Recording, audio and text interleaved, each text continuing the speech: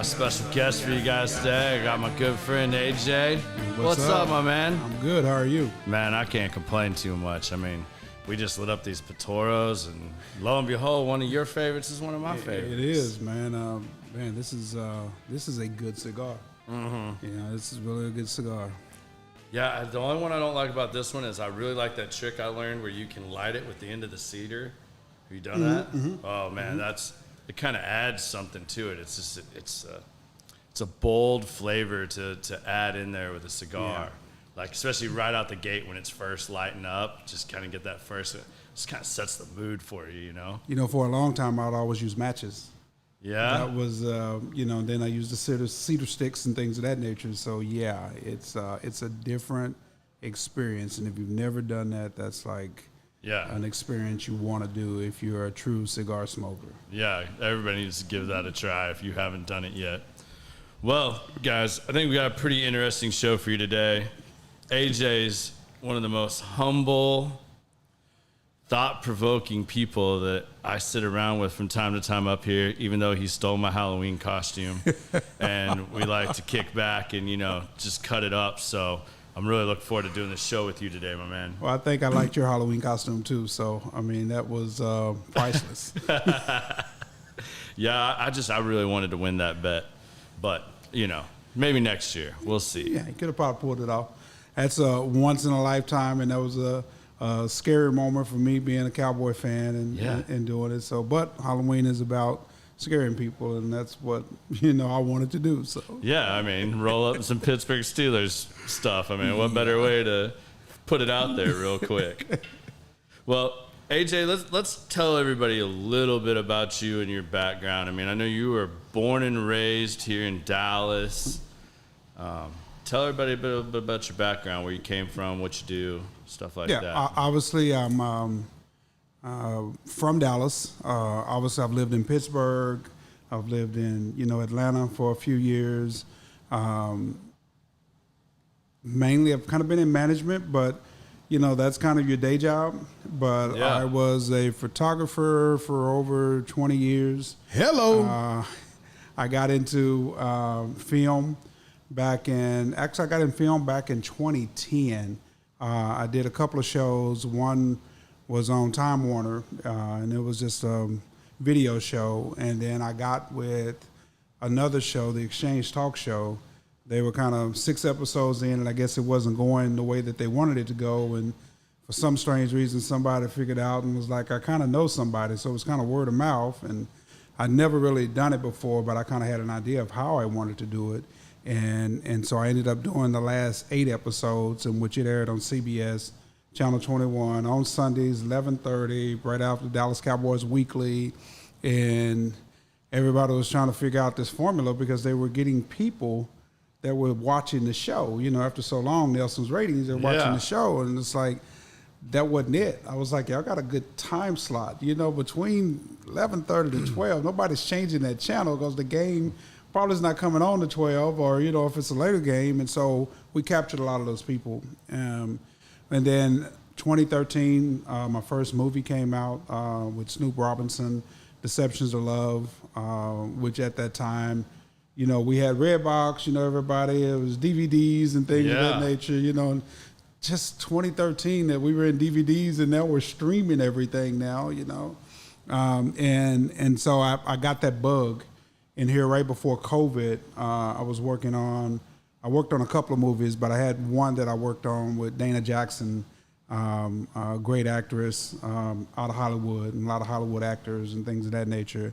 And we had a daytime horror movie called Blood Slop. And again, you can find this on YouTube. Any of this I don't do horror movies, but I'll take your word for it. You could do this horror movie. All right. How do you do a daytime horror movie?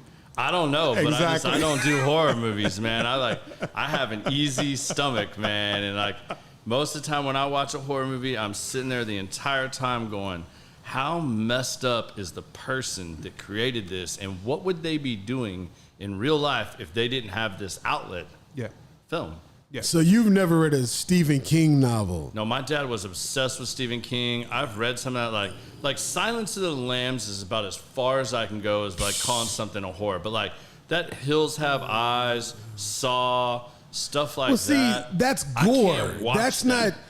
not a scary movie. See, that's gore. To me, scary is the stuff you can't see, like Poltergeist and Amityville Horror, things like that. But when I that was a scares kid, me. I would agree with you, and I don't have a problem watching that. But there was a point where horror crossed over with gore, and it's so hard just to find something that's horror and not just gore and purely on there for the factor of like seeing how far can I push it, how much can I show. And what I really don't like when they did this mixture is there's a lot of things you can imply that you don't have to show.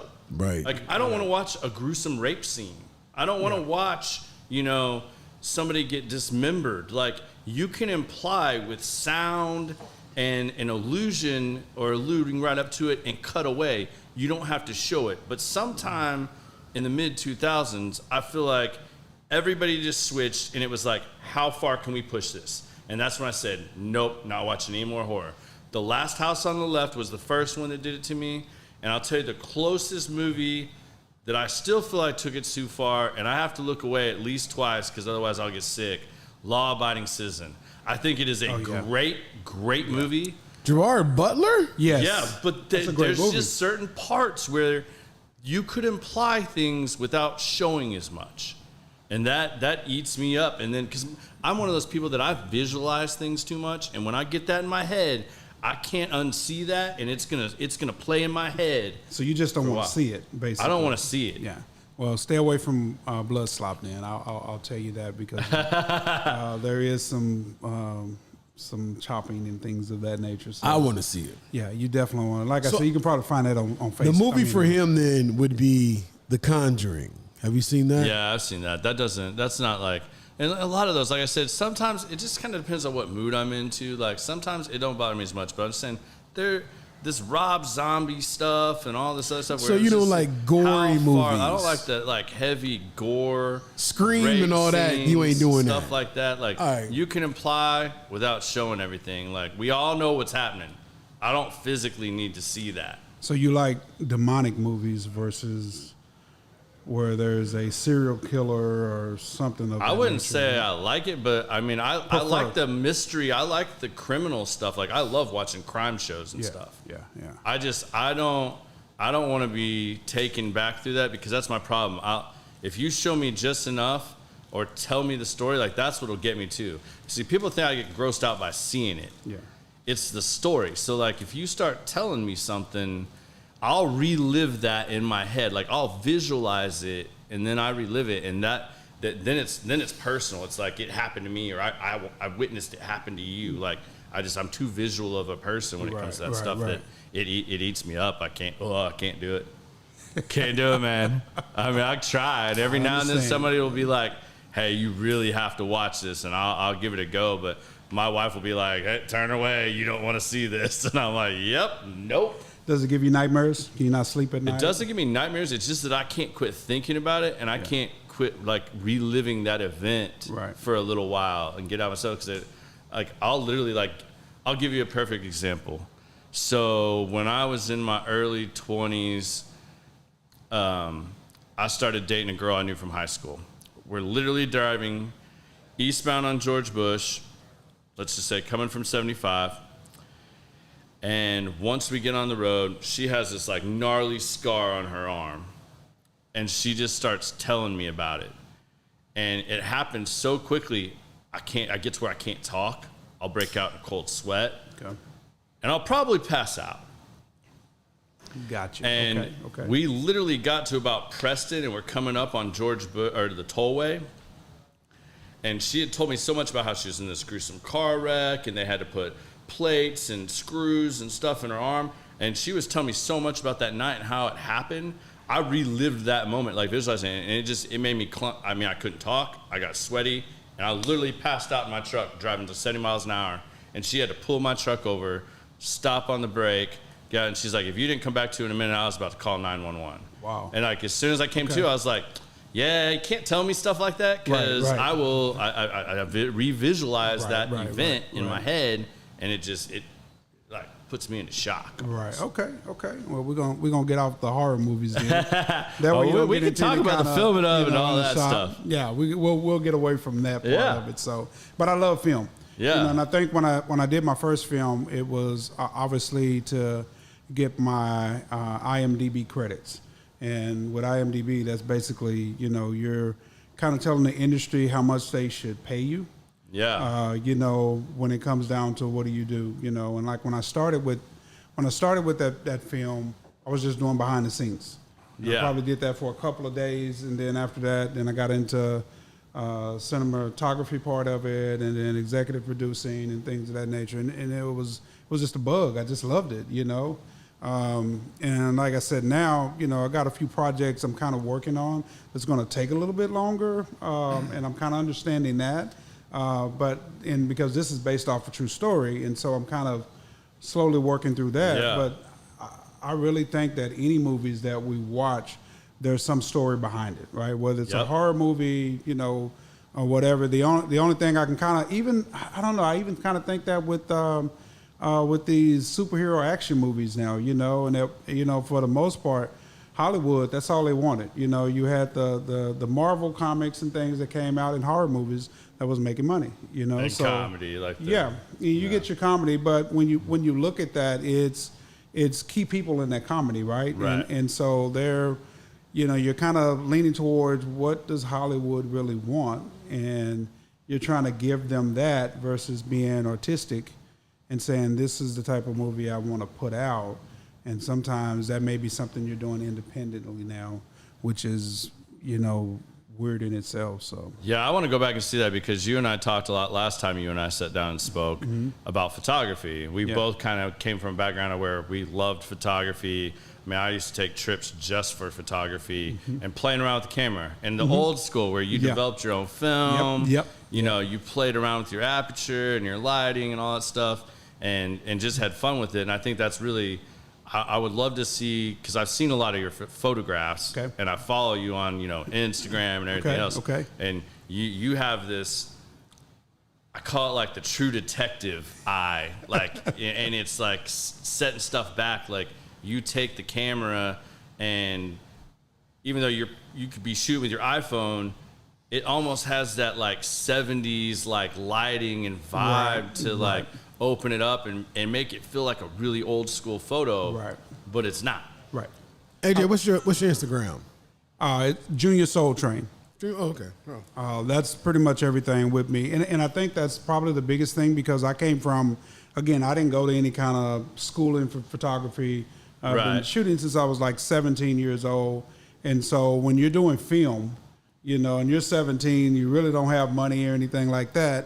And so I had a notebook. We talked about this. I had a notebook, and every time I would shoot something, I would write it down. And then once I got the film developed, then I would look at it and, okay, this is the best.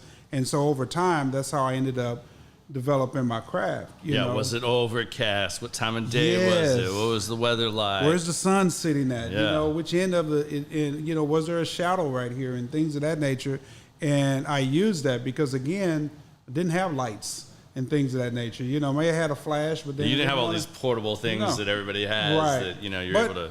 I mean, the sun is your best light anyway, So if you can kind of get that, and then that you start learning that the sun's going to move on you. It's going to shift. So you need to try to get that perfect shot right then and there, And so I just kind of learned just to go ahead and just, hey, I got to take this, and being as quick as I possibly can with it. And I've always liked that old feel. That was... I loved shooting in black and white. I have one on my Instagram that I did, and I obviously I did it with the effects in Photoshop, but the picture has a whole bunch of Polaroids. And so that was my biggest thing was how can I be artistic with this, and make it kind of stand out and try to be different from everybody else, because you're always going to be looking at somebody and going, oh, wow, I like that.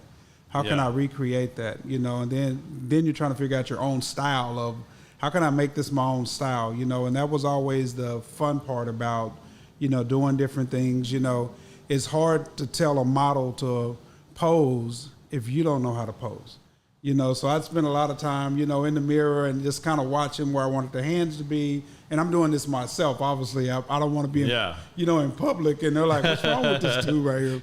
This guy's got something wrong with him. Yeah, something's wrong with him, you know, yes. But it's kind of funny sometimes because when I'm educating people, you know, and they're like, hey, I got somebody, I'm doing something. And then I'm trying to give them just the little basic poses and stuff. And it's like that goes a long way with, you know, what they're doing. And I'm like, I can't be there with you, but if you do this, I guarantee you that at least some of your shots are going to be pretty good and things of that nature. But yeah, that's it. That is fun. You know, if you're ever on my Twitter, you know, my handle always says, you know, I capture the world through a lens, and that's it. So I'm always looking, even from cigars. I probably got more cigar, you know, photos than anything, but then it's like I'm trying to be artistic when I actually take the picture, which is, you know, one of those weird things because I just don't want it to look like a, you know, just a regular cigar like everybody else. I want to tell the story of that cigar and what's going on in that moment. And that's probably the beauty of photography with me. And just, I just want to tell a story and I want you to be able to see that story, you know, and then I want to bring out the best in, especially if I'm doing a model or something, you know, or a kid, I want to bring out the best in that, you know. And like I said, I retired from it. I think I lost a little bit of it, you know, and sometimes that can happen. It's where it was just work and wasn't fun. You know, and how do you, you know, rekindle that, you know, and you know, the photography on the cigars now kind of makes it that, okay, if you're going to have a selfie, what is that selfie going to look like? You know, one of my biggest things is anytime that I'm sitting here and I got a cigar, I never look head on at the camera, you know, and if you look at any of my pictures, it's like, okay, he's got a selfie and I'm looking to the sky, you know, and it's just like, I want you to capture and understand that that's something totally different. And I'm going to give you all a little secret too. He likes to hide things in his photography. Like if you look at some of his stuff, like he's got this dope shot with the cigar and the alcohol and the bottle in the background, but he's now strategically placed, like we'll just use this bottle example, and you see like I've kind of got a logo here, this one's too light, but he'll put it behind the bottle, and if you look close to the picture, you see that like through the bottle. Like we were talking about that picture you took just recently the other day. I think little nuances like that are really cool. Because it adds to it. It's like you are being creative and doing something a little bit different than just taking a selfie. You know, like you said. I want it to always be something different, or I want you to be able to sit back and say, okay, he took that shot, you know, and that's different. And I don't want to really too much imitate anybody else, but I think we all imitate somewhere, whether it's, you know, watching some television show or, you know, what you're inspired by, anything, you know, and it's just making it creative to where that was good, but if I was there, how would I have actually done that and put a little spin on it, you know?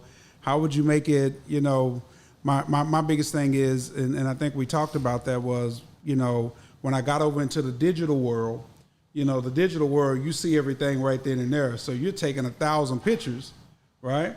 So I had to learn and change and said, okay, I'm going to go shoot something.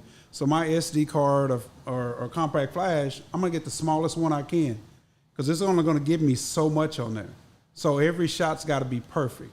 And I continue to try to do that, you know, even with my phone. To train yourself. Yes, is that I want to get that perfect shot. So if I only can shoot 100 shots at a wedding, man, those got to be the best shots that you get because that's it. Now, I'll have backup, but I'm trying to capture everything for them. But then I'm also trying to put myself on the other side with them of what they want to see when they look back at those pictures. And I'm trying to get them to see, you know, like, you know, with a wedding, you can recreate that first kiss, but when you really get that first kiss, that's like priceless because that the emotions in that is just something totally different. You know, so I try to do that with everything, even with cigars. That first puff, you know, is like, oh, this is totally good.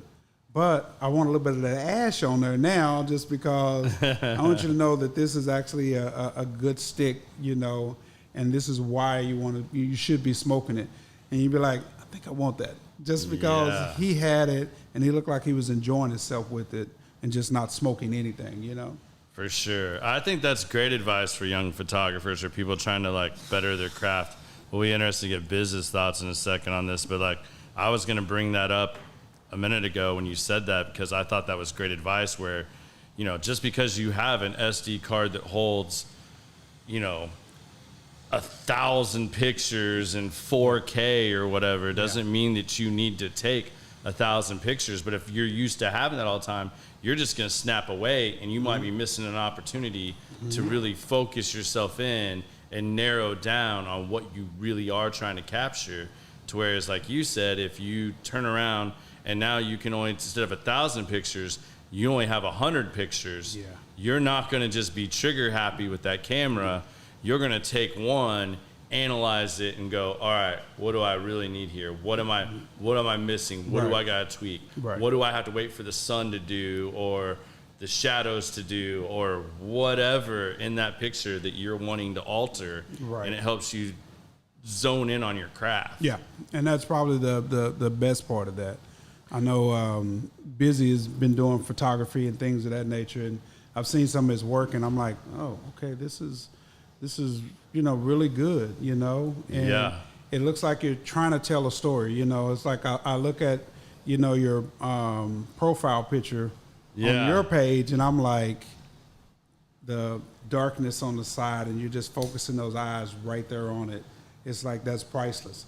But a lot of people that don't, you know, shoot, they wouldn't understand that. Yeah, and then your asshole friends just say you went and had glamour shots done or something, want to mess with you, and I'm like, y'all are a bunch of haters, man. Like, just because I got this cool pic because my boy's a photographer and I was doing this thing for them, I don't care. But you know, but you know what, me and it's artists, you know, and it's and that's me, and that's about what you would see if I was just up here chilling, kicked back. So, but your friends, you know, and us as men, they want us to, you know, we're always rough, right? Yeah. I mean, that's the thing and about be self-conscious. We got to be hard all the time, you know, and we can't look soft or anything, you know, or are you looking good, you know, and maybe ask your friends that what did it look good to you or something, you know, and they won't, you know, they won't sit there and acknowledge that, but they're like, man, I wish I could really have that same picture, but they don't know how to ask, you know, because that's different. Men don't ask that question of, you know, how'd you take that and, you know, things of that nature. So that's one thing I'm going to dive into with you because as one of my friends, like that's something I think is really cool about you. And I heard you telling this story to somebody else about how bad COVID affected you personally and that it kind of changed your outlook on things. And I think you are a person that is always you, and you put that out there, and you truly don't give a shit what other people think. And you're going to be you, and you value that above anything else. And maybe you can talk about that a little bit, because I know that was a life-altering experience to you where you kind of like, you know, hey, this is one life to live, and I'm going to be me. I think when COVID hit, I was always scared, right, of getting COVID, just because I'm diabetic, and I was like, you know, I heard all the stories of, you know, if you have anything going on, when it hits you, it's going to hit you, and so I got through 14 months of not catching it, and then when I caught it real bad, and it did scare me, right, and I think there's two people got me through this. One was the respiratory therapist that came in, and she was like, I think her bedside manner was probably the best and worst that I could ever see, you know, because she walked in and I'm on the oxygen and she goes, you need to get off that oxygen. You need to get off the oxygen quick. If you don't get off the oxygen quick, it ain't gonna end well. And did just like that and walked out the door. And so I'm sitting there, you know, I'm like, oh man, she's just serious about it. And when they had me over in the COVID ward, you know, different room from when I first went in there, you know, everything is in styrofoam, you know, they didn't even have a clock up there. It was just like, they were like, you don't need to worry about time because it's over with. And this lady walked in, and everybody that came into the room probably was in there less than 5 minutes because they were just checking things, giving me medicine, back out. This lady came in and she was cleaning the room. She must have stayed in there probably about 30 minutes. And I, to this day, don't know her name, you know. But then when she came in and she was cleaning and she was just walking around and she wasn't in a hurry or anything. And I'm like, you do know I got COVID, right? Because I'd already made a video for my family. You know, it was like I went, you know, live on Facebook, and I was like, I made my peace with the world that, you know, this is it and this is what's going to take me out. And she was just like, doesn't matter. She was like, my God got me and he got you too. And so I'm sitting up here and I'm teary-eyed, right? Because I'm like, oh, wait a minute, what? You know, and she said, I tell you what, she said, you be Superman and I'll be Wonder Woman. And he said, we'll get through this. And I never saw her again. And so to me, I felt like I was entertaining an angel, right? I just really did. And so it just changed me to a point where I was just like, nothing really matters. And what ended up happening was I took the oxygen off to go to the restroom, you know. And when I went to the restroom, and I was so tired and drugged out of it, I came back and I forgot to put the oxygen back on. And so I fell back to sleep. And so when the doctor came in, he was just like, well, you know, maybe you're good enough to go home. You know, if you want to go home and if that's where, you know, you're in, at least you're at home. And I got through it. But during that time of being isolated in my bedroom, you know, I did more reflecting on, you know, does it really matter?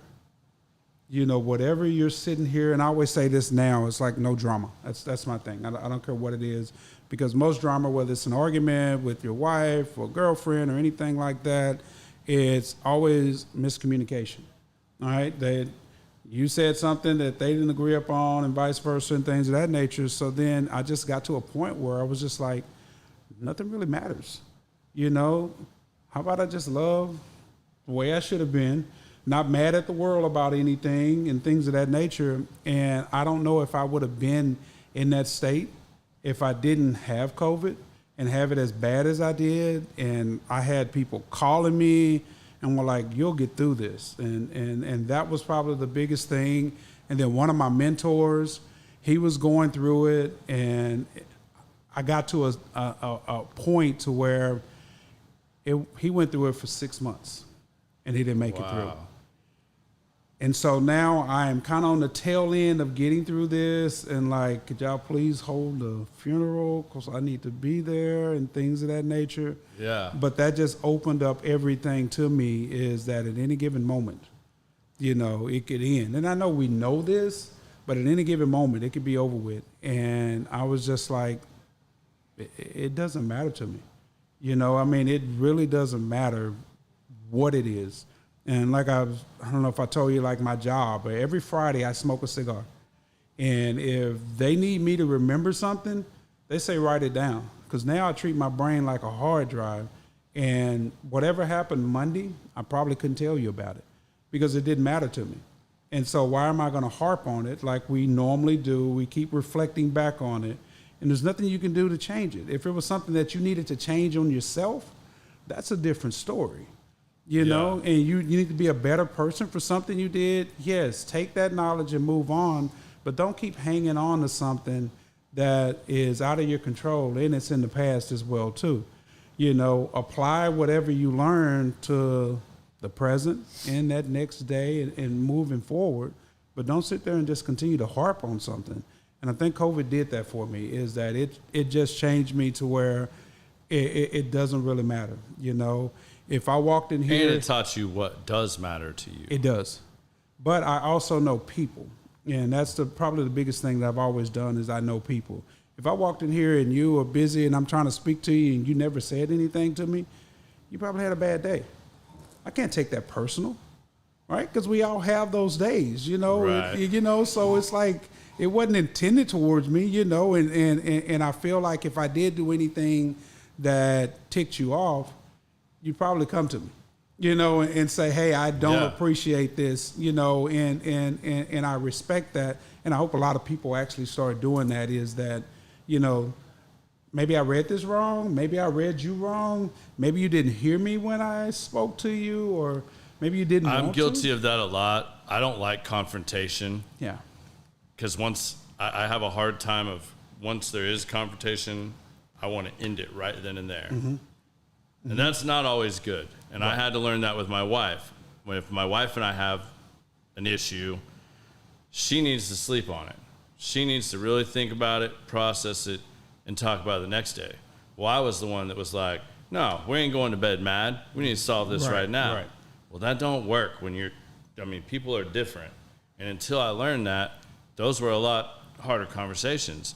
And I think there's so much in the world today where people don't want to have a tough conversation. Right. And it's probably because they don't want the confrontation, or it's a tough conversation with somebody that's maybe not very open-minded, or that, they don't want to hear you out. And that's something else to consider, that I've thought about a lot lately, that might not be the friend you thought it was if you can't have that tough conversation. Right.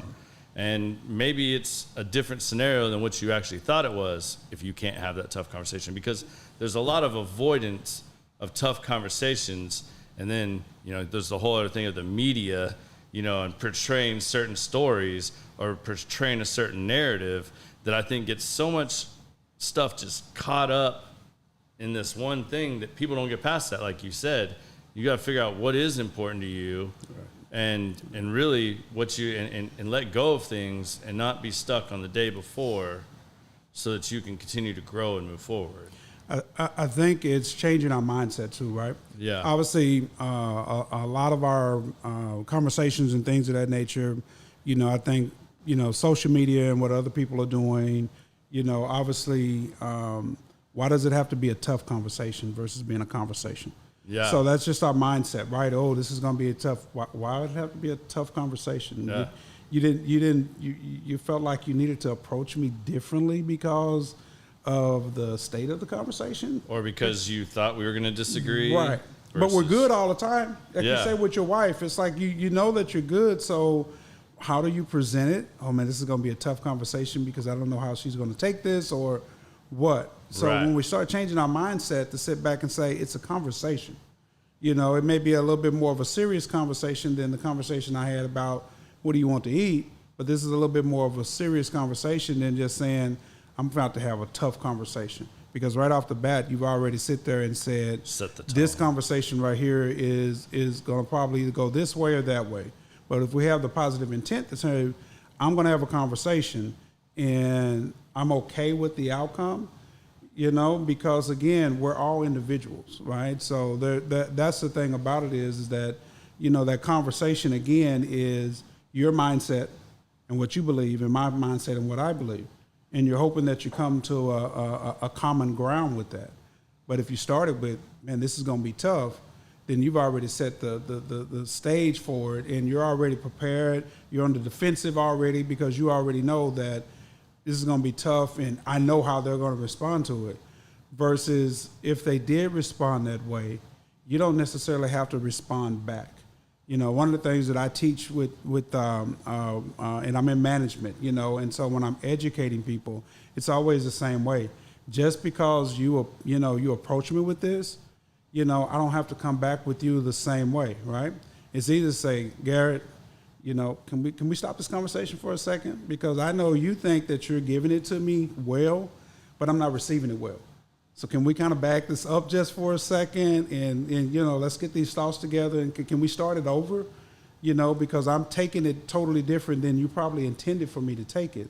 And so that's our mindset is that, man, I'm about to go have this conversation with them.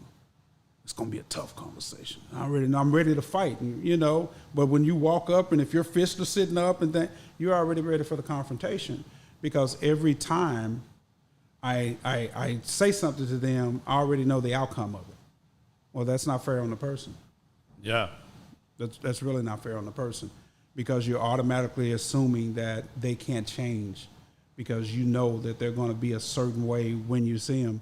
And even so, dive deep into why that they're that way. You know, that's the biggest part of it, is that we don't understand how some people can, you know, you're around and they just don't want to talk. Well, there was something there that got them to that point, you know, because we all were kids, right? And we were all, as a kid, were all empty. And so everything that we got put into a jar was, whether it was the life experiences or people that we were around or something of that nature, that helped us form the opinions and things that, you know, and what we do now. But then I can't have the same mindset as when I was 20. Now that, you know, I'm a few weeks away from being 2 nickels, you know, I can't, you know, because that wisdom should be there to know that obviously I am a different person. And so I will approach situations different. You know, I'm not putting myself in situations the way I probably would have when I was younger. And so but that mindset is, how do we change that mindset? And I always encourage myself and others, try to be better than you were, you know, just the last hour. How can you be better than that? We don't talk about yesterday and last week like we always say. You know, can I be better than I was 5 minutes ago? The one thing I can't do is sit back and say that I'm like the best of the best, you know, that I can't do that. But if I caught somebody in your past that you may have wronged and things of that nature, that doesn't matter to me. You know, all I know is from the day that I met you and moving forward from that, whatever happened in that past, that was in the past, you know, because you could have changed from that situation. I can't make my relationship or have my relationship with you based off of something I didn't see or experience. And I think we're so big on that, you know, and with family is probably the biggest thing, because family's always known you since you were little and things of that nature. And they turn around and it's like anything that you do, they remember how you were. And so you never really change, because in the back of their mind, they're always going to be thinking, oh yeah, he's just, you know, he's got this how he is. Facade on himself, and he's a little bit different, but wait, it's going to truly come out, you know. And now I'm just like, don't do that, you know, because again, I don't know if I'll see you tomorrow. So what was that experience like? You know, did I have a good time, or did you leave mad at me for whatever reason it may be? You know, and if you did, I'm mad at myself because I put you in that situation, because I'd rather for you to tell me something in the moment. You know, like I always tell people, don't ever lie. You know, that's just don't lie to them. Tell them the truth, even if it's gonna hurt them. Why you look in this dress? You're fat in that dress. You know, I know where it's gonna happen, but you at least want to tell them. I want to tell you the truth on it, because I don't ever want to get to a point to where you're trying to figure out, why did I have to lie to you? Because there's something right there that's wrong. Now, I'm not hurting your feelings or anything, but don't lie to you about it, you know. And I ain't got to sit there and say, you know, you look fat, you know, but maybe that color's just not the right color for you on this, or what are you trying to get out of the outfit that you're putting on, and, you know, how are you trying to look, and, you know, if you think you're looking good in there, it doesn't matter what I say about it.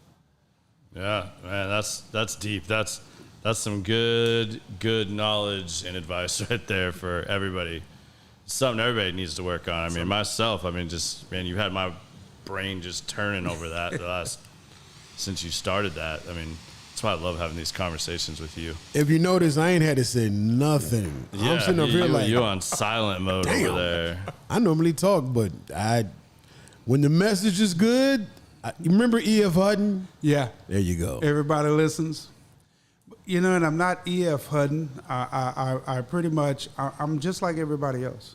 There's no different, right? I get up, I go to work every day. I got the same struggles as everybody else.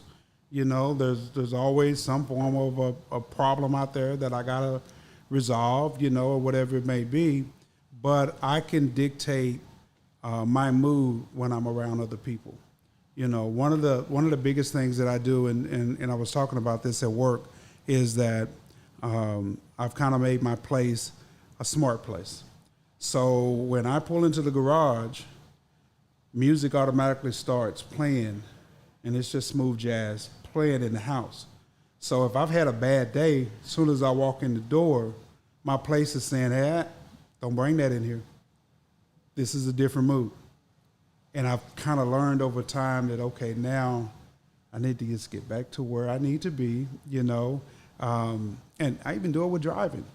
You know, if I've had a bad day at work, I'll sit out there and just get that scream before I pull off. Because I don't want my, you know, get into some traffic and things of this nature. But I had to learn that, you know, and I thank God that I actually learned it, because that was probably the biggest thing. But I had to have COVID and understand what life is really about and how much I just truly appreciate it, you know. And no matter what happens in life, it's really not that serious. You know, you can overcome just about anything. And I always want to try to give that message to everybody. You know, my mentor, he turned around and he always said, you know, inspired people inspire people, you know, but then he'd also say hurt people hurt people. And I never really understood it until he passed while I was going through COVID. And I was like, man, there was so much that I wanted to say to him, to just say, hey, thank you, you know, appreciate it, or just say hi, you know. And it's something we don't do. You know, it's one thing I love about here is that everybody walks around and they speak to everybody, you know, whether that's coming or going. Yeah. And it's like, where do they do that at? And it's genuine. Yeah, if you don't, and if somebody doesn't do that, like, they're usually not around here very long, or you might see it's their first time, and they might just be uncomfortable. But everybody quickly lets them know that's just how things are done around here. Yeah, I'm quick to look for the ones that are kind of out of place. Because I don't want you to be out of place. You know, I want you to come in and just be like, man, this is a good spot for me to be, and kind of understand. And being honest, there's a ton of us men here, right? This is a good spot. And I always say about cigars is that we can come in here, and, you know, it's hard to be a man, right? You can't get sick. You know, you got to be the breadwinner. You got to do all of these things. They look up. You can't be weak, you know, or anything. But then when you come in here, you can look at somebody and you never have to talk. You just nod your head at each other. That's good enough. I understand. You don't have to tell about what happened. I understand. I've probably been through that situation before. Yeah. And you lift that cigar up and just, here's to you. I could not agree with that more. Like,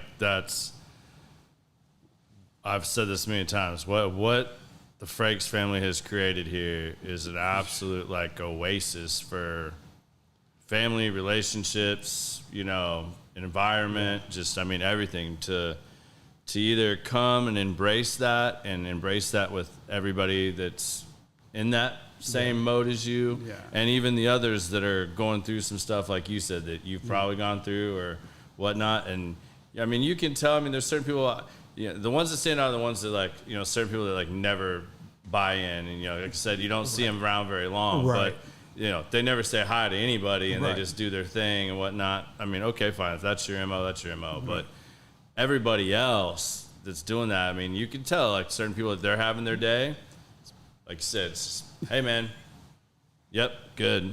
All right.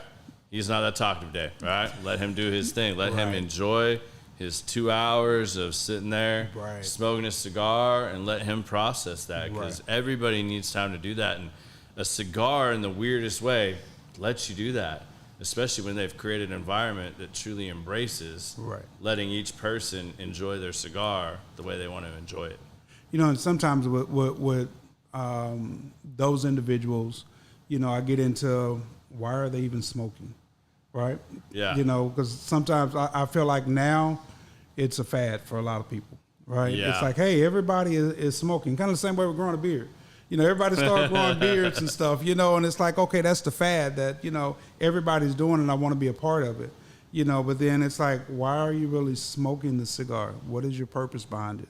You know, mine is to unwind. I mean, I'm more relaxed when I'm smoking a stick. You know, I really am. And then when I'm around good people, all right? Yeah. And the stick tells me everybody's good. It might be some bad ones in there, but the sticks told me everybody is good until they show me something different. But then I'm on that mission of, okay, well, why are you a little bit different? Maybe we need to figure that part of it out. You know, I wouldn't want them to leave. You know, when I know that there's probably something wrong with them, to sit back and say, hey, you know, if it's a fad, good for you. You know, go on. But if it's something that you really want to do, come on in and get educated. You know, come and sit next to somebody. Find out what's their favorite stick. Why is their favorite stick and things of that nature, you know. And why do you really want to smoke, you know? Mine was, I had an uncle that, I mean, he smoked. I mean, that's all I ever knew from being a kid, you know, until the time he passed. And I had another uncle that, you know, we had the same birthday, and that's where I got my pipes from and smoking the pipes and things. But they always seemed to be happy every time I seen them, and they had that stick in their hand or in their mouth or whatever. And I'm like, okay, well, maybe the stick is doing it. Not the fact that they just come around and, you know, and they want to be smiling or whatever. But I equated it to being, it had to be the stick that did it, you know? That's awesome. I've been reading a book about vibrations, positive mindset, things like that. And the book stated, Michael Lito turned me on to this book last week after we got done with. Hold on, I'll tell you right now. Let me tell you right now. That book is called Vibrate Higher Daily. So it gives you different things that when you get in a certain funk, a certain mood, anything that happens, list 5 to 10 things that automatically change yourself to a positive vibration. So I said, cigar, always having a stick does it. Drawing, creating a good old school movie, and I mean like Indiana Jones or something like that. So this weekend I was working in New Orleans, and it was just like ruckus. I'm shooting all the Bacchus balls, Zulu balls, all this craziness, and I didn't get one chance to smoke a cigar until Sunday. And I went down into the French Quarter, found a little shop, had some coffee, and when I lit that cigar, when I say everything got right. And I was like, man, and it's not like a crackhead feeling where I'm feeling, because I went 4 days without smoking a cigar. Wasn't no big deal because I was busy. But once I got a chance to sit, smoke, relax, people watch, had this thing called beignets. You ever had a beignet? Oh, man. Oh, my God. I never had one. Ooh. I never had one until Sunday. Beignet, okay. I'm diabetic, too. I had to pull myself away. It was like, oh, man, I'm going to go into a coma out here. I thought you were going to go into oyster coma is what I thought you were going to go and watch, and you eat all them damn oysters.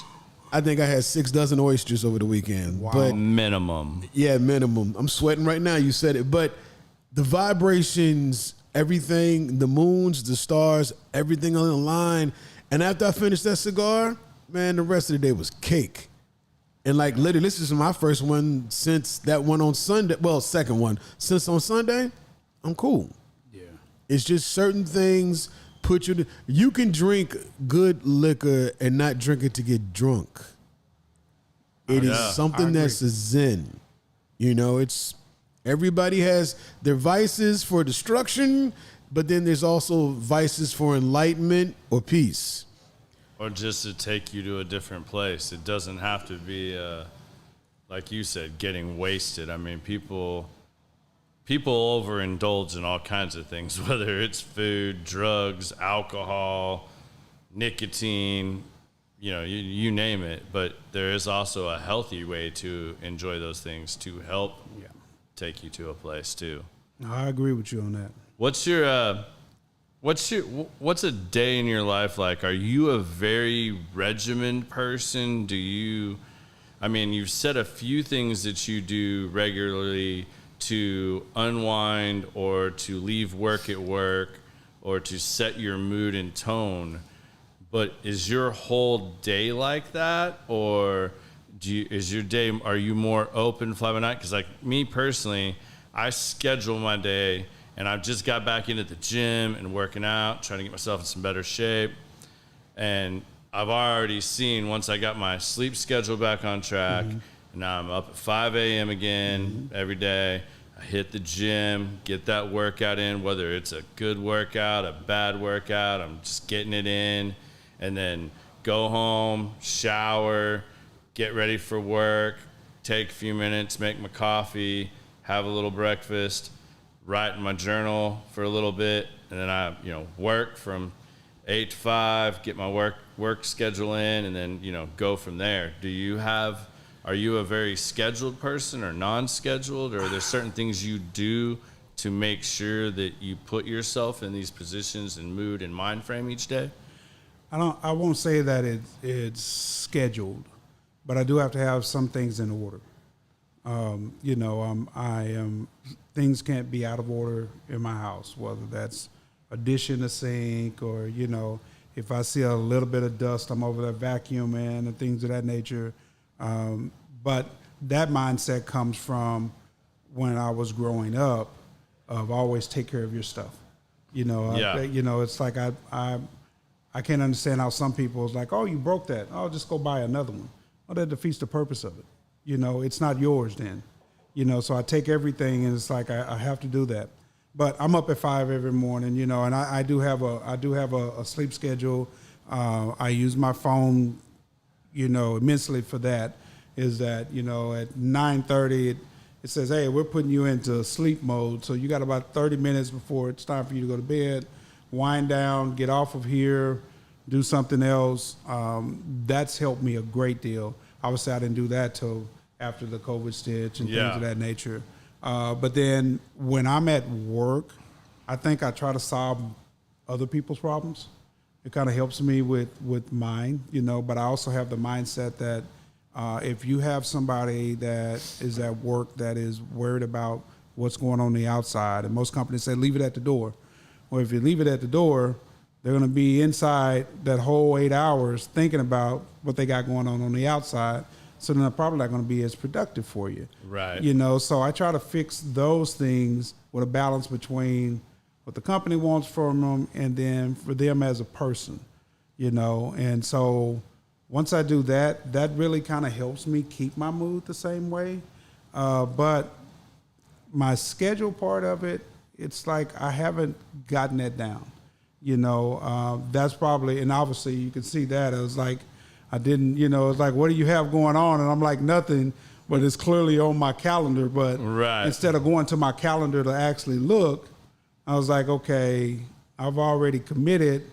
And even though I have this, my word is probably one of the other biggest things that I'm sitting back and say, I got to stick with my word on what I say I'm going to do and not make excuses of it. It's not your fault or anybody else's fault that I double book myself, right? It's not. And so how do I go about, appeasing to everybody and still doing the same thing? So I'm still getting better with a schedule. That's probably the biggest part of what I could get better at. But then again, I should be getting better, not doing the same thing. But then it's like, what do I have on my plate? Yeah. That's probably the biggest thing is that, I need to have a few more things on my plate. I know it's hard for me to get up at 5 in the morning. I'm probably not going to the gym, but I have a VR headset and I can sit there and do some boxing right there in my living room and get a good workout off of it, which I've done, a few times. But then it's like, when I get home from work, the mood is set and then I'm like, okay, well, what do I want to do? And now I'm looking around and going, I don't have to do any chores around here. So what is it that I need to do? Is it a right time for me to smoke? Can I spend that time or do I have something else that I need to be doing? Do I want to go to the lounge? I've gotten into, therapeutically starting to roll cigars. And so it's like, do I want to do that? So it's kind of open-ended, which I try to leave that because if I get it on schedule, I'm kind of lost if I can't meet those demands of what the schedule is asking me. You a big reader? Audiobooks? Yeah, audio. I do more audiobooks. That's probably my biggest thing is that, I'll, like my news, I'll go on my tablet and I'm reading, stories and things of that nature. But then it's like the books, like I'm going to get the book that, Busy's talking about and I just want to listen to it. Yeah. Because if I listen to it, I'll stay more focused than if I'm sitting here and I'm reading it, I fall asleep. I'm the same way. I do too. I listen to audiobooks. I probably say I knock down 2 books a week. But if I read the pages, night. I'm glad Yeah. I'm not the only person like no. that. I'm the We're- same, exact same way as well. I a lot of times will do the audiobook because I'm in my car or at my desk a lot. Exactly. I'll have that playing, and then if it's good enough, I'll buy the hardback. And then when I pick that back up again, the next time I go through it, it's easier. It's usually part of my wind down in the evening, and I'll highlight in it. You know, I will straight take a highlighter and just key things that hit me as I next. Now I've already heard it once, and then little things will stick with me more. I do visual learning by reading a book. Like IKEA should have their own university on following instructions, because I think I got IKEA everything in my house. So I can learn by looking at the visual, insert tab A and the slot B and all that. I have to see that. Or if I'm learning some camera technique or something like that, I have to visually see it. But reading for education or enjoyment, no bueno. I can't do it. I have to. I'm like that. I learn better physically doing. Yes. And show me and let me do it. That sinks way better with me than just reading something. I mean, you can give me an instruction manual this thick. Yeah, I can read it, or I can put it together doing that. But if you show me, I'm going to retain that way better and be a lot better at doing whatever that task is. Yeah, I do the exact same thing.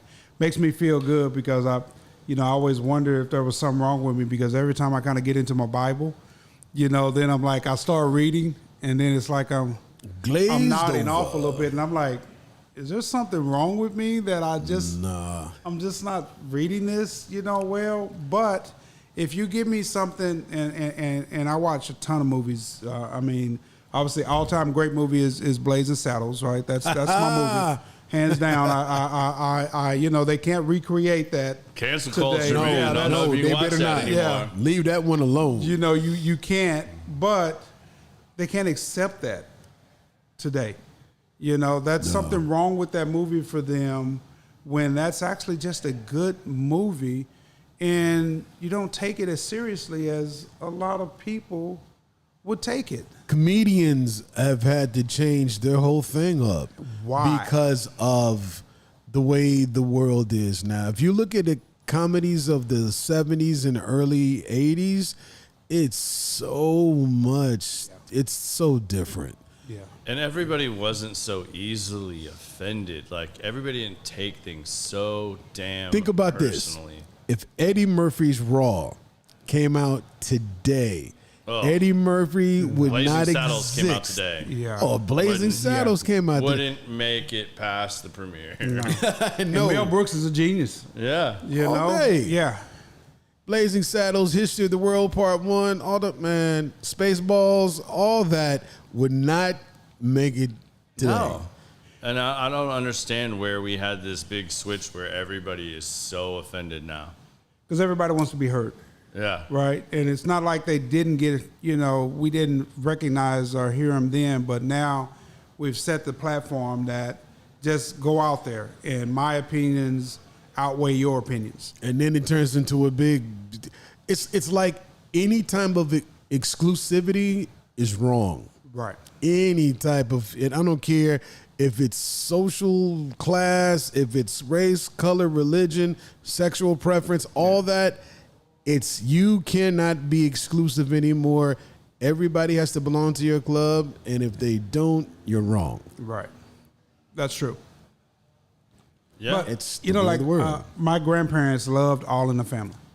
And then when Archie you sit there and Bunker. talk about Archie Bunker, everybody thought Archie Bunker was a racist, right? And this is my opinion, was I didn't feel like he was a racist. I felt like he was a product of his time, right? The way he was upbringing and things that, to what it was just right. Everything he said, from calling, he didn't call George by his first, he called him Jefferson. He wouldn't call him by his first name, and then, don't treat your mammy like that. He was a product of his time. And so, But the crazy thing is, George Jefferson was the exact same way. And everybody knows the Jeffersons was a spinoff from All in the Family. And George was, but it's crazy. Nobody called Archie Bunker a racist from a white person standpoint. Right. But they all called George a racist. Yep. Even though George is pretty blatant with how he felt or whatever. But that's what Norman Lear, he captured the mindsets of the time and then put no brakes on it. Right. None. Good Times. All those shows, he just literally, people could relate from the standpoint of where they came from. And it made my wife be like, because I watch Cozy TV. So I go to bed every night watching Good Times, All in the Family, Sanford and Son, One Day at a Time. Like, man, I'm in heaven. My kids is like, who are these archaic people you're watching? I'm like, sit down. You may learn something. You may learn something. Yeah. Yeah. How many mics does that board hold? 4. Can it hold 5? No. All right. Hey, you know what? Yes. If we have a USB mic, I can plug it in the USB. No, we can't, because the USB goes through the board here. So 4. What about a splitter? If we get another board, yes, you can put more in from another board. All right, I'm gonna figure this out because his wheels over there turning. I feel the table shaking. It's been the whole time. I'm having a hard time being the host here and asking questions, but he's doing such a good job of just putting stuff out there. Yeah, I know AJ was gonna flow. This is what I told y'all. Like when I made the post the other night. This is when AJ and I sit down. This is the kind of conversations we have, and it's deep. I learn something every time I talk to this man. Like every single time, I go away really deeply thinking about something because we have genuine good conversation, Right. And completely different backgrounds, completely different XYZ, a lot of things in common. But I mean, every time, and I was just sitting here thinking, I was like, granted, I still want to have the other elements, but I think when we did this show with my friend Darnell and we talked about doing the racism show and really deeply discussing that, AJ's got to be on that show. Like, we got to have him in here to talk about that, just because I think his deep, thoughtful insights and everything that I know about him is going to propel that conversation so much. I think one of the biggest things in a little backstory, and it came from me coming up. So I was born March the 8th, 1968. All right, about a month before Dr. King was assassinated, and, passed or whatever. And my mom told me the story when I was around about 10. Yeah. That her job then now was to protect me because it was difficult for young black men. And God forbid if you had a voice, they were going to silence that. And so I was like, I really truly didn't understand it. But she had a conversation when she was around 10 with my grandfather, and when Emmett Till was murdered and things of that nature. And so it was like, I'm in a different state because coming up, I didn't know any of that. Again, I'm just empty. Kids are empty. You don't learn that stuff. You're taught that stuff. Right. But it's like why I appreciate going through it, but then I also have a better understanding of people, and I always tell people one of my best working relationships is when I was out in Atlanta, and it was with a known Klansman. This is going to blow y'all's mind. And he was a known Klansman, all right? And it was one of the best relationships that I think I ever had with anybody because we knew where we stood with each other. There was no fakeness. I didn't have to come to work and ask you how your weekend was. I didn't have to sit there and tell you the latest joke I had. When we talked about the business. When it was about the business, you swore up and down we were the best of friends because it was about the business. But your personal life, I didn't have to get involved with that. And I wish a lot more people were like that, because they're not. They smile in your face and, it's underlining. I'd rather for you to sit back and say, I flat out just don't like you. Okay. Is it something I did, or if this is your belief? If that's just belief in my skin color, trust me, I truly understand that, because I am in a race that the world doesn't know what my race is. All right. And I'll give you an example. And this is not, AJ and his mind thought. I'm gonna go from what was put on birth certificates, right? My grandmother was born a Negro. My mom was born a colored. I was born black, and my kids were born African American. What kind of race do you get to change every decade or whatever? Because is it you and what you feel or what we want to identify as and things of that nature? When it comes down to it, if it was a job application, I always put other on there, and I always said, "You figure it out." Yeah. I'm not going to sit here because at the end of the day, no matter what they say, I'm in America. And a human being. Yes. And I'd rather just be called an American. Whatever that is, I can't go back to a motherland and things of that nature. I'm an American. I was born here. I was raised here. My father fought for this country and things of that nature. I'm just a straight American. Can I be an American? Yeah, why do we have to have all these other boxes? Yeah, I just happen to be black or African American or whatever you want to, you're going to call me. I'm just waiting on the next change that, that's going to come up that say, well, no, we're not calling you African American anymore. We're going to call you this. I'd just rather be called an American. That's it at the end of the day. Get out of this. But it's changing the mindset of not just, people that call us that, but then the mindset of people that truly believe it, and again, my mindset is un-American. You can sit back and wear your black and you can call me whatever. I'm good with that. Whatever you say, I'm going to identify as an American, and you can take it because you want to sit back and separate or segregate or move us, into this categorize group. Us, whatever. And that's going through, but who else do they do that with? Now I think we've all got it because now we're either Latino or non-Latino. Yeah. Before you get it, I'm like, where did we get this from that you want to sit back and just say, oh, it doesn't matter. Yeah. I mean, it really doesn't matter. You can have to with Brandon, right? What is Brandon? Yeah. Because he speaks Spanish. Yeah.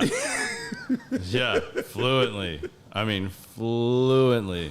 So how would you categorize him? And that's the thing about it is that don't want to be categorized, but we're so stuck in our ways that we have to.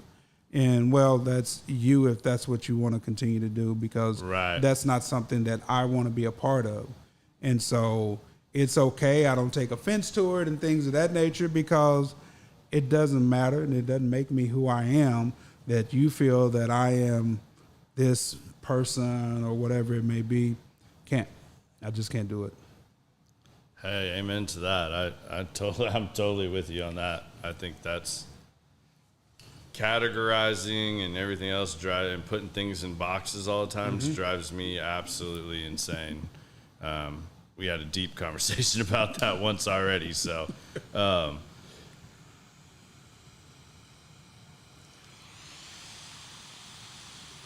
let's get that lit before I ask you anything else.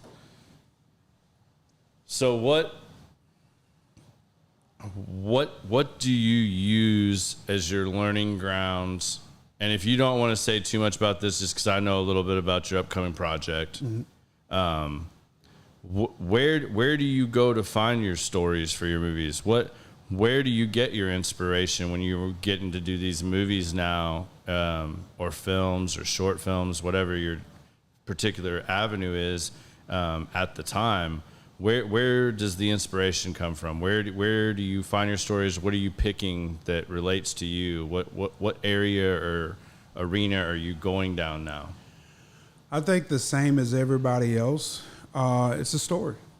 All right, it's everyday life. It's from people.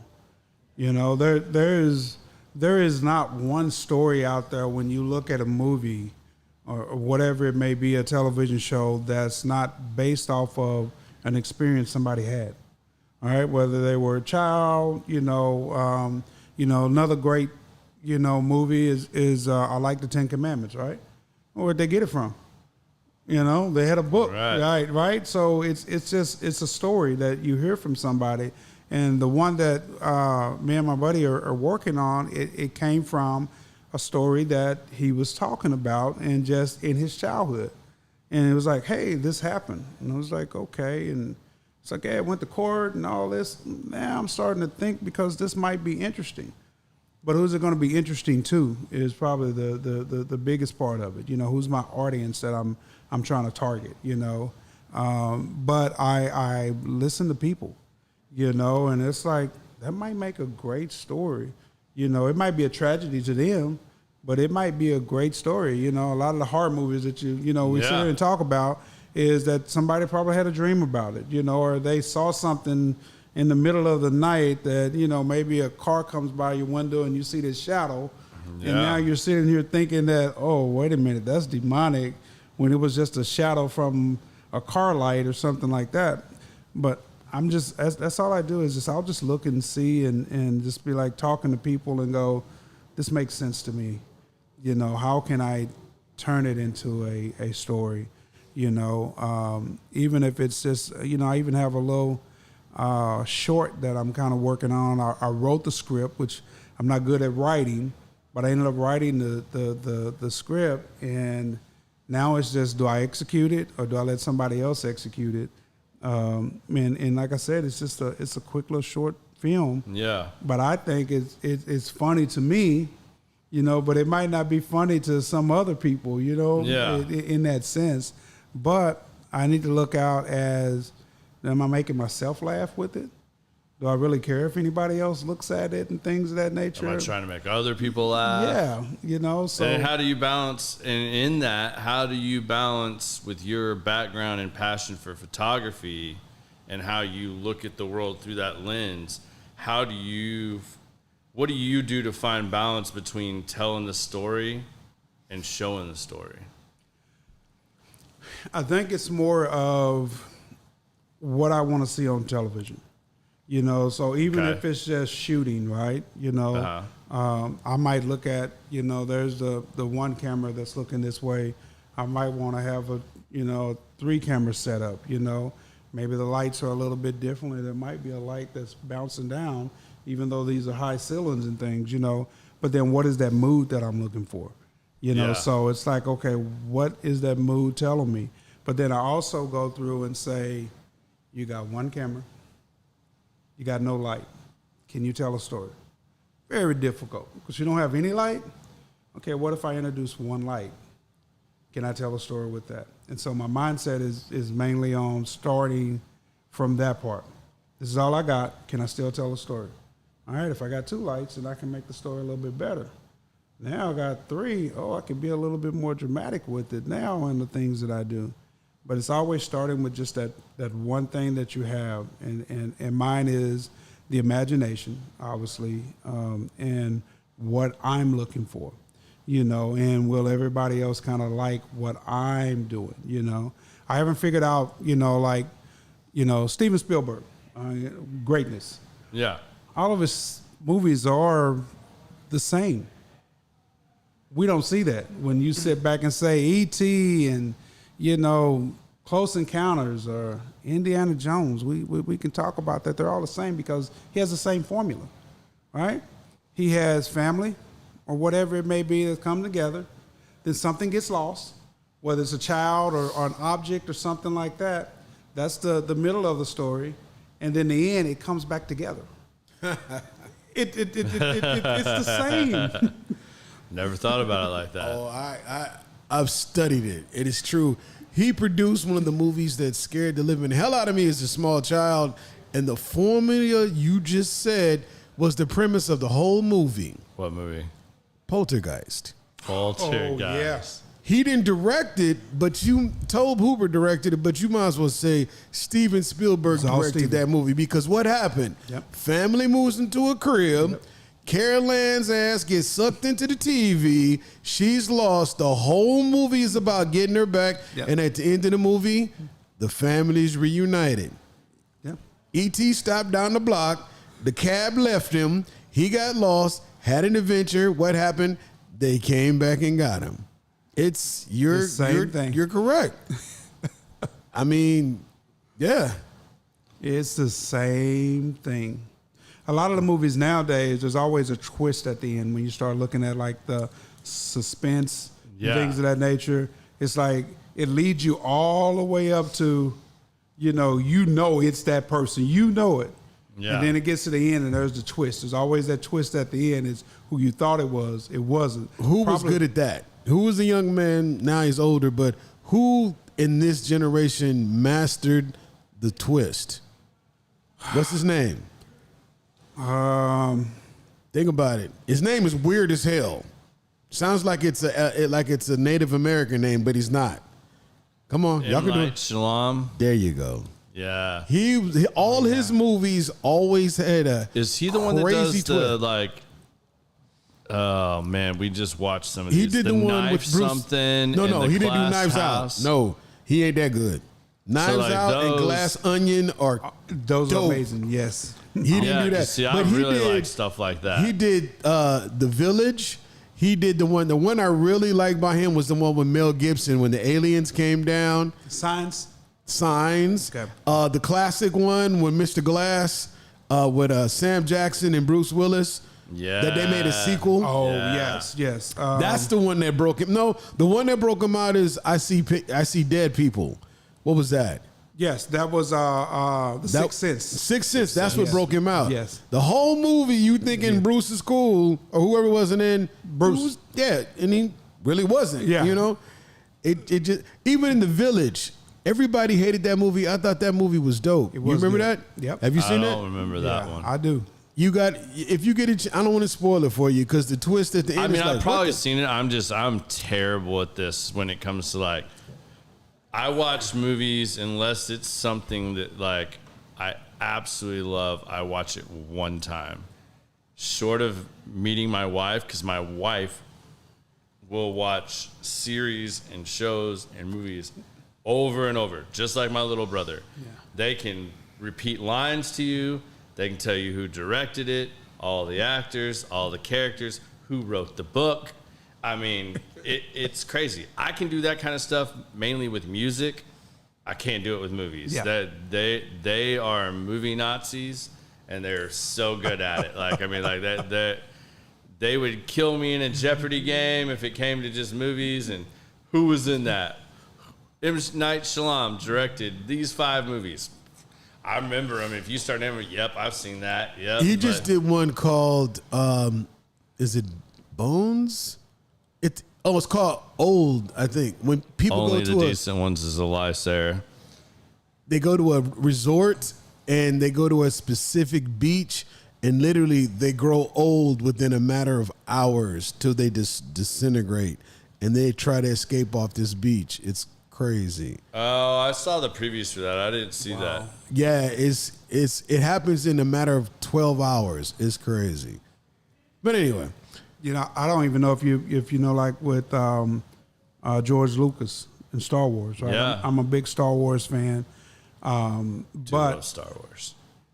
They were a whole little pack, right? And so he showed the movie to Spielberg, and the movie went, and the iconic start of the movie, because Spielberg was like, the movie's all over the place. I don't even know what it's about. And that's when they were like, okay, put the words and tell everybody what's going on in the beginning. Because he didn't have that at first, which was like genius. And now you the whole story right off the bat of what's going on. And then they go into the movie and who does that, That's cool. I like that. What's your favorite movie of all time? Obviously, Blazing Saddles is probably hands down, I think, greatness to me, right? Okay. But then when I sit back and, is it the greatest of all time or something that I could be flipping through channels and I'm just going to stop there, You can't right? help it. You got to stop. You're just going to stop and watch. And I think any of the Indiana Jones movies is probably going to be that. But I'm still Star Wars. I mean, I am like... Would you say that's the one that's inspired you the most too? Like, for what you try to... What you've modeled some of your stuff off, or what I'm you've sitting here taken freaking and, out moved because my forward? doppelganger is sitting across the table from me. I know it's a little weird. It's just in like certain freaking me aspects, I've had that same out. thought half of this show. So when you look at that and think about it, and I think what really kind of got me in Star Wars, 1977, the original, right? Do you know what the synopsis of that movie was? Yep. I don't remember. A farm boy saves the universe. Farm Boy Saves the Universe. Okay. That's I see that. let me get off in here and I want to sell you this movie. Okay, what is it about? And that's all they said. And the rest is history.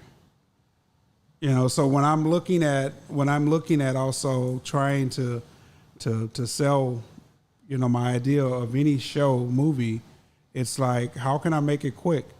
Because most people, you got 45 seconds. If I can't capture you in 45 seconds, They're I out. might as well go on and I'm done, you know, because you're not going to listen to me. And it could be the greatest thing in the world. So since I'm looking in the mirror, and I'm going to test my alter ego here and see if you can do it. You know what a tagline is? Mm-hmm.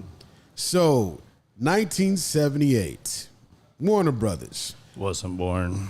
They release a movie, and it's about a guy with a big S on his chest, named Christopher Reeve. And on the bottom of the movie poster, and at the end of the trailer, what was the tagline? Do you remember? I do not remember. They said, and it was true because this is one of the first movies that ever successfully used wires. Now, they were doing it in Japan already with what was the name of the brothers? The whatever brothers film. But the tagline on Superman said, "You will believe a man can fly." Huh. And that was it. Like you said, so back then it was so simple. They didn't have to be these over-the-top John Wick style trailers. It literally said, "You will believe a man can fly," and everybody showed up to see what they were talking about. That's all it took. I will agree. See, I got way more into Batman. I think Bane is my favorite character. See, I'm Michael Keaton, like 89 back Michael then. Keaton, and he's coming that's back what I too graduated. now. Bane when he was like, I was born in the darkness. Like, man, that whole scene, like, that's just Christopher Nolan killed it. I mean, Joker, the second Heath Ledger Nolan, Joker is the best Joker ever. Hands down. I was just about to ask you, who's your favorite over that Joker? role. Heath Ledger. And it's going to be decades before anybody can touch that. Yeah. It's just, the guy died trying to come off of that. Trying to come off of that character. Yeah. And you couldn't have done it any better. So until that's in people's past a lot, I don't think you're going to come close to it. Where I think there's still a lot of room for a character to really come back would be the Penguin. Because they're already doing it. I know, but for somebody to do the Penguin the way Heath Ledger did the Joker. Danny DeVito was probably the closest. Yeah, and then they had the little mini series where that actor, and I don't know who that was, did a pretty good job. But for someone to really take the Penguin and turn it into what Heath Ledger turned the Joker into, that I think will happen before you'll see another person I agree. come close to doing the Joker. I agree with you.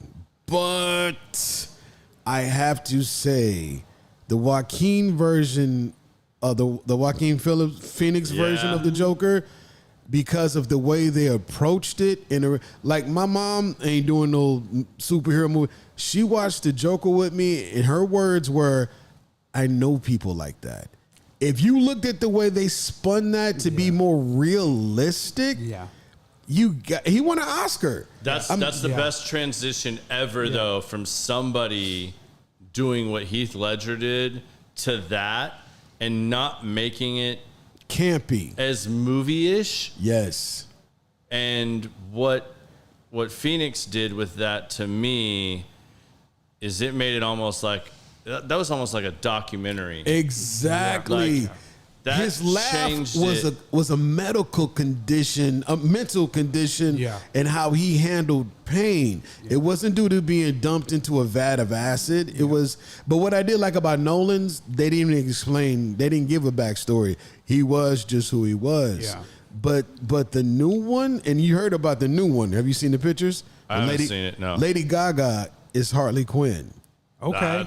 Okay. That has potential. Oh, Okay. I thought Jared Leto was going to be a much better Joker than he was. but he was stuck in a James Gunn film, so it's going to be right? campy. Yeah. But you also, to me, you need a Jared Leto Joker after a Heath Ledger, the same way you needed the Phoenix version to have some space between actor changes for characters Right. to allow you to have that character taken somewhere else for you. Batman is my downright all-time. Batman number 1, Wolverine number 2. Two Who's different the brands. but- worst Batman of all time? Oh, when they got stupid and put Val Kilmer and all them dudes. Yeah, I didn't and like Val Kilmer as Yeah, Batman. that was dumb. I didn't like Val Kilmer either. And I think when you do George Batman, Clooney? like there's certain guys that were no, really good Batman, but they weren't good Bruce Waynes. Bruce Wayne's. Like I agree. Ben Affleck was pretty good as Batman, but Ben Affleck is not Bruce Wayne. Christian Bale, Yeah. phenomenal Bruce Wayne, and a good Batman. He says, The Ben Tom Affleck Cruise. version, once again, comic book head. I agree. You have to read the series. It came out when I was in 9th grade. It was called The Dark Knight Returns. And it's Batman when he's in his 40, almost 50, pretty much retired. And the one thing I loved about the Batman versus Superman, that was the first time they let Batman actually let loose. As violent as he was, he actually used the gun. Like, that is the real Dark Knight. Not the Dark Knight with all the morals and don't be nice. Nah, he did what he had to do. Yeah. So Ben Affleck's, that older Batman was gruff, grumpy, worn, torn, and he realized his old ways of letting them live didn't work. He had to finish the job and do what it do. So, but as you look at all this superhero stuff, the one thing I don't like is that's all Hollywood has had for the last 10 years. It's like when you talk about favorite movies, like my favorite director, Steven is now he's second because I have to say Martin Scorsese is my favorite. down. And you know his style, like, and he doesn't even try Yeah. to. When they do movies that are different from what they do, that's actually exceptional. Because my first, Goodfellas is my all-time favorite movie. Second, it's a Steven Spielberg movie, but it doesn't involve E.T. It's actually The Color Purple. Okay.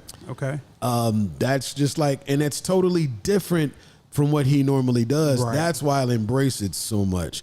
Then third is every Indiana Jones movie except for the one with the aliens. The third one with his dad and the Germans and all that, killed it. The Last Crusade, killed it. The one that's coming up, I think it may actually be a nice saying goodbye. It may be. For the Yeah. character. We'll see if they don't mess it up like the last one. He's gonna have to have somebody doing his stunts. That's for sure. Oh yeah, they retrofitted him, de-aged him and all that. Yeah. But You're gonna have to do that See, part some of my favorite movies are going to be 3000 BC, of it. Apocalypto. oh wow. Django's, I wouldn't say is one of my favorite movies, but it's probably I the watch movie it every time it I comes can on quote TV. that movie more than any other movie. I watch that every time. Quentin Tarantino, period, is dope. Pulp Fiction. Pulp Fiction. Oh, That's has my to be number. up That's there. number. Man. Yeah. Yeah. Pulp Fiction and Sin City. I really liked Sin City early on, and that I liked the cinematography between Yeah. that black and white Yeah. coming in and out. Like, Robert Rodriguez is one of the main. When I started wanting to do movies, I took all of his film courses in El Mariachi. How he made a movie for $16,000, donating blood and all that other stuff. I mean, only thing about Robert Rodriguez, then he got so sucked up by technology after Sin City, Spy Kids, and all these other crazy kiddie type movies. I missed his Desperado. yeah, oh, Dope. Desperado. Yeah, hands down. Yeah. 300, 300 was great. 300, Yes. Gladiator. Are you not entertained? Yeah, I mean, those are that's my lane right there. Yeah. But see, if I came back to another great movie for me was Smokey and the Bandit. Not 2, not 3, the first one. I think Jackie Gleason, hands down, was one of the greatest of, his era and his time. But mind you, I grew up in the 70s, and, I love the Carol Burnett Show and Tim Conway and Harvey Korman. That was just genius. And if you ever really want to see true comedy, you have to go back and actually just watch everything what from they did. In Living Color. Saturday Night Live was in that era, so they kind of like if you go watch this. Hey Garrett, have you ever heard of a guy called Flip Wilson? No. What? No. That's where Sarah, they what all was got the it. name Geraldine? of Chris's favorite movie? I can't think of the name of it right now. And they gave me, my mom and my stepdad, when we were in Hawaii for 2 weeks, my stepdad was so just blown away that I'd never seen his favorite movie. I can't think of what it's called right now. Sarah will chime in here She in a said minute. blasphemy. Yeah, I don't know what part that was too, but Sarah, please tell us what are you talking about on that part so we can. Hey, what's her favorite movie? what is Sarah's favorite movie? I don't know if I could pin down what her favorite movie is. My wife loves history. Okay. And she loves going back and watching stuff that involves like King Henry, Elizabeth, all the kings and queens of England. Okay. That like that. So she watched that Netflix show. Guarantee you the answer is yes.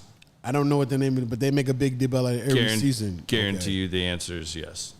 Did she She's like seen all of us. Game of Thrones? Oh yeah, we have literally seen me and her. I've seen Game of Thrones from start to finish at least 4 times.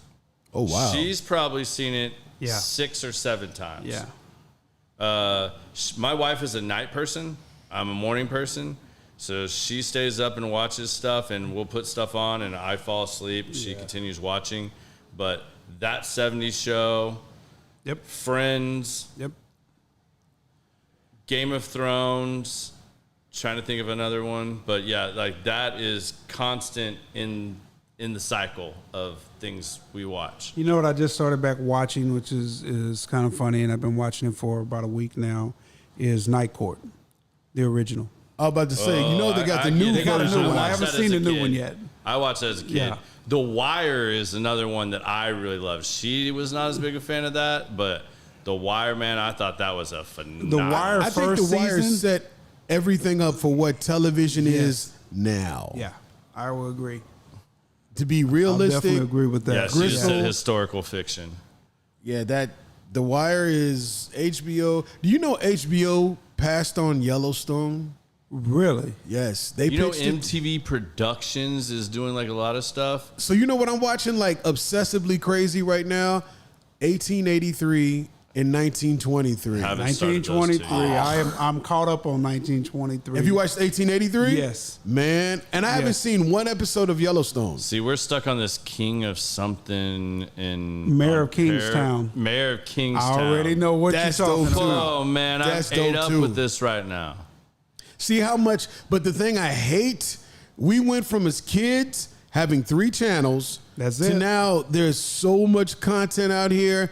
It's like $70 for each subscription because it's Yep. so spread But it was out. going to be better than just paying your AT&T UVerse $180 cable bill, and I guarantee we're already all paying We're right back up there, the yeah. same or more, Yep. having all these damn Yep. subscriptions. That is I got true. YouTube TV and thought I was free. I did too. Yep. Because you got to watch, you got to get, it's crazy if you look at it, you got to get all these different things just to watch 1 or 2 programs. Yeah. But if you miss out on it, because like your boy, King of Harlem. Oh yeah, that's on Epic. I'm like, man, Yeah, there's- Godfather of Harlem. Godfather of Harlem. Yeah. There's nothing else on Yeah. Epics I want to see. That's it. But I'm not going to sit there and pay 9. But because of Power, I got Stars. Okay. And okay. but at least 50 Cent gives us like 8 different versions of that Yeah. show, so I'm cool with that. But for One show? And like you said, when we came up, there was only 3 channels. And TV went off at 12 o'clock. 12 o'clock, you had that noise. Yep, the that Star means go to Spangled bed. Banner, and You're it not went to watching bed. anything else. And then they started expanding over in the night, and you watched all these infomercials and things of that nature. Mm-hmm. You know, but you had good content back then, and you didn't have. News was actually news. Yes. That was it, right? Yes. You had the news. I mean, the thing about it is that you would be there to watch whatever show it was, because there was no comeback and here come the rerun, or you could watch it later, or they're going to show it on the next day. You had to catch it live, or you had to hear about it later. Yep. I should have gone here and I should have known this. Sarah's favorite movie is Tombstone. Hands down. So if you want to talk about Val Kilmer, Yeah. Now we the good. best Doc Holliday Ever. Hands Ever. down. Now we good. For Yes. sure. Hands down. For sure. Wow. I can watch that one all the time too. I Yeah, can flip that's through one of it. those. If and- we go past it, it's staying on. man, Yeah. Man, we be here for 4 more hours. We talk about good TV and old shows. So I have a question. yes. So when I got an education degree in photography only because I wanted to understand light better. Yeah. That's the only reason. But we had to have a muse or somebody that you inspired you to pick up a camera. So I selected one. So before I tell you mine, because I want to be a filmmaker, or I am a filmmaker, but he did both. So before I tell you mine, do you have anybody that it inspired you and really motivated you to pick up a camera? I'm gonna say, Please don't be mine. Please don't be the same one. please, Please do. This would be awesome. Gordon Parks. Hands down. Probably was I told you this is weird. genius believe- in his time that just made me want to look at everything differently and what he did. Because he told stories with everything that he shot. And that was just like, that was probably it for me, because he was just amazing. See, I was more when I got into it. Ansel Adams Yeah. and The Sunny landscape 16, yeah, and black but- and white. Yeah. That's what I. So for gravitated everybody towards. listening, that was my person that Was that your person? You see me throw my headphones across there? That's why I'm bugging out. I'm like, Gordon Parks was responsible for the Yeah, Renaissance if y'all of got Harlem. that feedback, Yes. that was not Garrett knocking anything over. No, or that knocking was his mic me over. literally That was throwing my Biz for headphones once. across the desk in the back, because if I said don't say, and he did. He also directed one of my favorite movies, which was Shaft. I like Gordon Shaft. Park? Yes. Shaft Wow. with all that, but he was the master of capturing, like you said, storytelling. And it wasn't people setting up and posing. It was street photography at its best. Yep. And when he brung Harlem back to the forefront of everything, people didn't even know it existed in the way of successful black people in New York, upscale, all that. Nobody even knew it existed until he showed that side of it. So and you then this said- dude was from Kansas. All right, I got one for you guys. Yeah. I got the movie now, and I know both of you have probably seen this. This is what I caught a lot of flack for not having seen. Butch Cassidy and the Sundance Kid. With Robert Newman and That's correct, because I remember that name. yeah, that was This old timers movie. I didn't know I'm nothing sorry, about Paul Newman. Paul Newman, Robert Newman. Redford. Robert Redford. Yes, Yeah. I'm sorry. it. Yeah, Yep, that's it. never seen it. Never seen it. Yeah, I know I'm gonna have to really soon. I know my stepdad's probably just gonna put this on next time I'm over, and I'm gonna be watching this. So hopefully it's good. I was hoping you guys It were gonna be is. like, "Oh man, yeah, you have to," and you guys were like, "Yeah, okay." You know what's so No, funny it's- about that? it's I good. watched that probably a week ago. Really? I did. I ended up watching that a week ago. It's good. Now, some of the other stuff that I have when you start talking about genius with comedy, Bill Cosby and Sidney Poitier had these Do you want me three to name films. them? Do you want me to name them? So I can tell you, and I'm going to probably pull up on my phone right now, because these were some of the first movies I bought. Don't need a the phone. very first one, Uptown Saturday Night. Uptown Saturday Thank you Night, very much. hands down. And then what's the next A one? year later, let's do it again. Thank you very much. Sarah, And write then they that had down. a third one. It was, I don't remember it. Like, it was almost more like a lean on, it's not a lean on me, but it was something I didn't really like that one like I liked the first two. That If was you know like any of hands your down. favorite rappers, all their names came from Uptown Saturday Night. Did. Biggie Smalls was a character in this movie. Biggie Smalls. Just like that's where they got all their names from. Half Kansas City Mac. Kansas City Mac. Yes. So now Nice. that's something. If you ever want to just find it on Amazon Prime or Yeah. something like that. Oh, I'm gonna giving do you it. that I'm gonna write it assignment. down as soon as we get off Yeah, here. You guys are gonna add this to my Yeah. to watch list. Those were good movies at the time when you talked about Shaft. You know, that's why I'm like, Man. I could, you know, and that's the hard part. If you put all of these movies on different channels and I'm sitting there looking at it, I need to split screens. I'm probably going to have one over on my tablet. I'm probably going to put one on my phone, and I'm going to have one on my television because I can't sit there and say, man, I'm going to watch this first and this one. If it's on, I would have all of them on because they're such great movies to me, you know. But let's do it again. I mean, that's a Classic Man. song, classic movie, classic. man. That is, and like I said, Bill Cosby and Sidney Poitier, the way they work, because they're night and day, right? I mean, you think of Sidney Poitier, you know, and what he was doing in the '60s, and you know, Yeah. and breaking this color barrier, you know, and how serious some of his roles were. To see him fall over into something that's more of a comedy, Yeah. they worked well together. I was in the Okay. Bahamas last weekend because you know he has his own bridge because he's Bohemian. Okay. So to get to Atlantis, you have to go over the Sidney Poitier Bridge.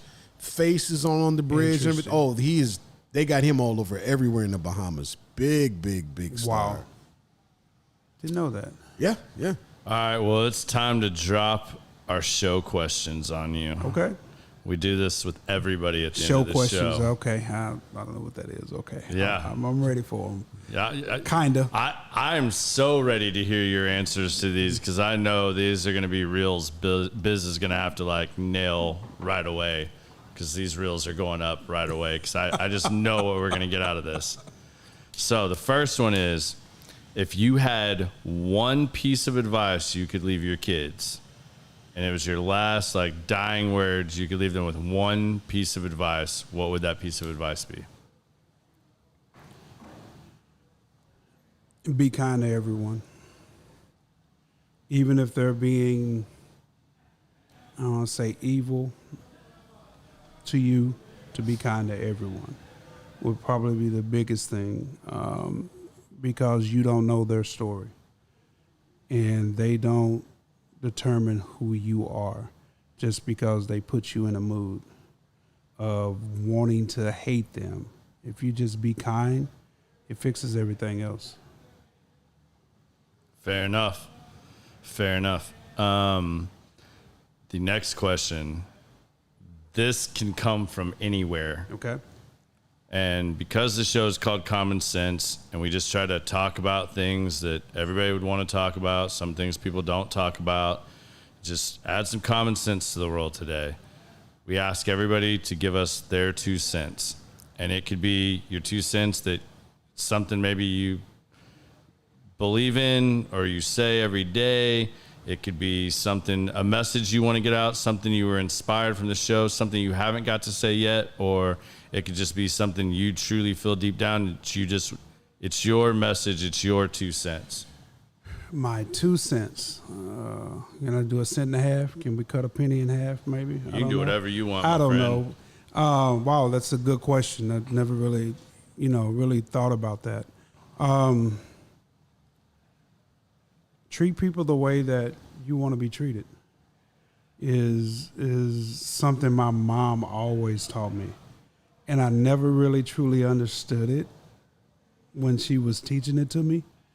And it has a different feel when you truly understand the meaning of it. Is that we're all different, but we're all the same, right? If you really look at it. There's no different. You were born of a woman the same way I was, You grew up as a child and you may have had a different life than I did, but there's nothing different about us. Yeah. There really isn't. So if I treat you the way that I want to be treated, you may return that to me.